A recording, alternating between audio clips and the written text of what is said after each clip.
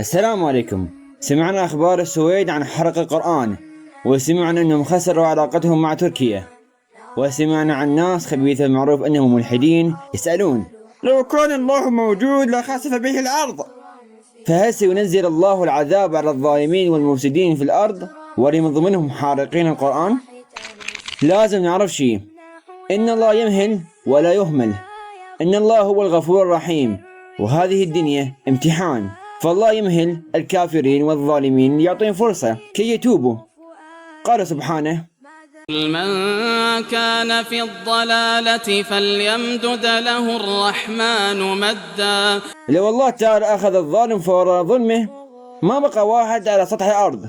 قال تعالى: ولو يؤاخذ الله الناس بظلمهم ما ترك عليها من دابة ولكن يؤخرهم إلى أجل مسمى فإذا جاء أجلهم لا يستأخرون ساعة ولا يستقدمون. الدنيا دار عمل مو دار جزاء.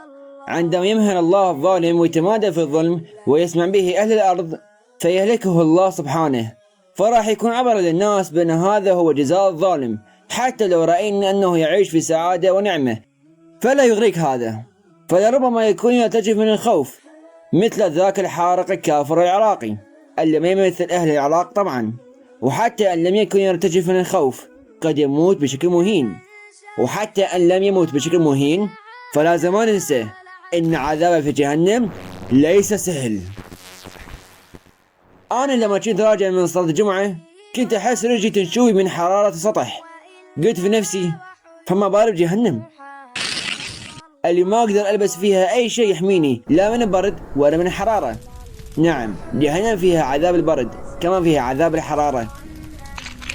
قال رسول الله صلى الله عليه وسلم: إذا أراد الله بعبده خيرا عجل له العقوبة في الدنيا، وإذا أراد الله بعبده الشر أمسك عنه بذنبه حتى يوافي به يوم القيامة. ما الحكمة أن الله يريد الشر لبعض الناس؟ خلينا نعرف، الله إذا أراد لعبده الخير عجل له العقوبة في الدنيا فما يتعاقب بجهنم أو بأهوال يوم القيامة أو عذاب القبر.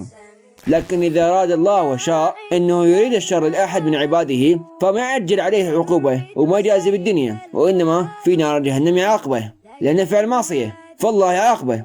فالله يريد سوء وضرر له لكن بالحق لأنه فعل معصية وعصى الله. وقد تكون الحكمة من حادثة حرق القرآن هي لتوحيد كلمة المسلمين، أو مثلا كيف أن حرق القرآن العراقي تخلت عنه السويد، وحتى إذا لم تتخلى عنه السويد فالله يفعل ما يشاء وله الحكمة. أو الحكمة هي لكشف حقيقة دولة السويد وأنها ضد الإسلام. وهذه كانت نهاية المقطع. لا تنسى الصلاة على رسول الله صلى الله عليه وسلم، وأيضا ذكر الله تعالى. في أمان الله.